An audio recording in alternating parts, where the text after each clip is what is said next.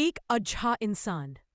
گاؤں کے لوگ رحمت اللہ کی نیکی، عاجزی اور خلوص دل کے معترف تھے۔ وہ نہ صرف اپنی محدود زمین اور اناج سے لوگوں کی مدد کرتا، بلکہ ہر روز بچوں، نوجوانوں اور بزرگوں کو علم، اخلاقیات اور زندگی کے اصول سکھاتا۔ اس کی سب سے بڑی تعلیم یہ تھی کہ نیکی اور خدمت خلق کا اصل مقصد اللہ کی رضا ہے۔ ایک دن گاؤں میں شدید قحط پڑا، کھیتوں کی فصلیں تباہ ہو گئیں اور لوگ بھوک، بیماری اور مالی مشکلات میں گھرا ہوئے۔ رحمت اللہ نے اپنی محنت، علم اور وسائل سے نہ صرف اناج اور خوراک لوگوں میں تقسیم کی، بلکہ شہر سے امدادی سامان، دوائیں، کپڑے اور دیگر ضروریات بھی منگوائیں۔ اس دوران گاؤں کے خود غرض لوگ بھی رحمت اللہ کی نیکی دیکھ کر متاثر ہوئے اور سب کی خدمت میں شامل ہو گئے۔ گاؤں میں اتحاد، محبت اور بھائی چارے کا ماحول قائم ہو گیا۔ ایک دن رحمت اللہ نے دیکھا کہ گاؤں کے بزرگ اور خواتین بیماریوں میں مبتلا ہیں، کیونکہ علاج کا کوئی انتظام نہیں۔ اس نے شہر کے ایک مشہور حکیم سے رابطہ کیا اور گاؤں میں ہسپتال قائم کرنے کے لیے وسائل جمع کیے۔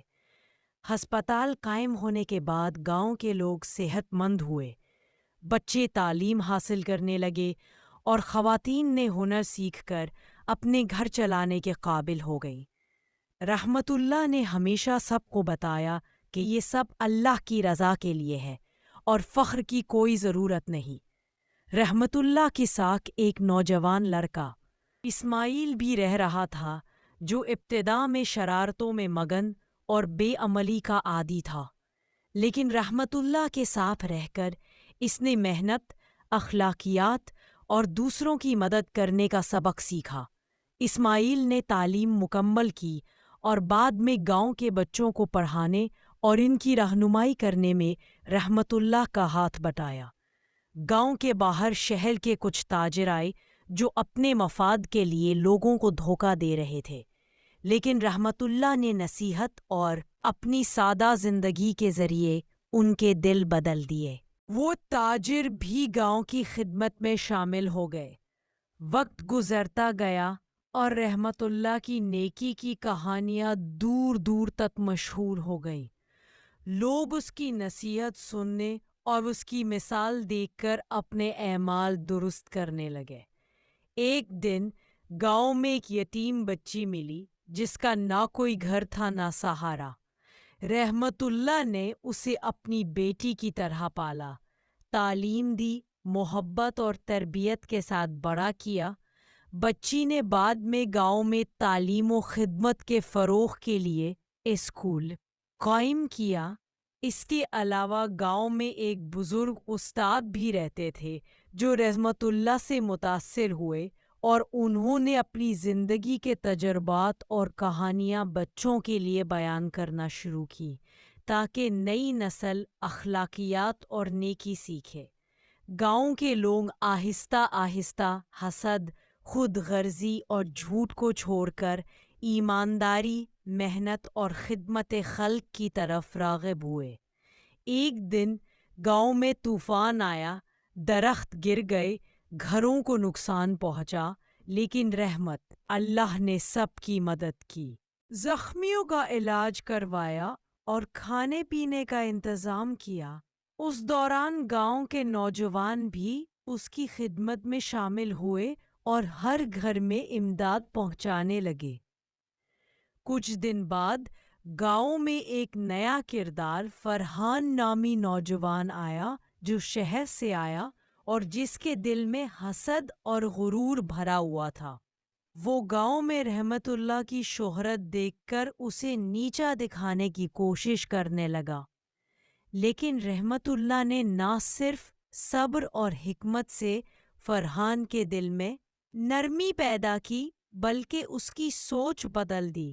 فرحان نے بھی خدمت خلق میں حصہ لینا شروع کیا اور آہستہ آہستہ نیکی اور عاجزی کو سیکھا۔ گاؤں میں محبت، دوستی اور تعاون کی فضا قائم رہی۔ ایک دن گاؤں میں بیماری کی وبا پھیل گئی اور لوگوں نے رحمت اللہ سے مدد مانگی۔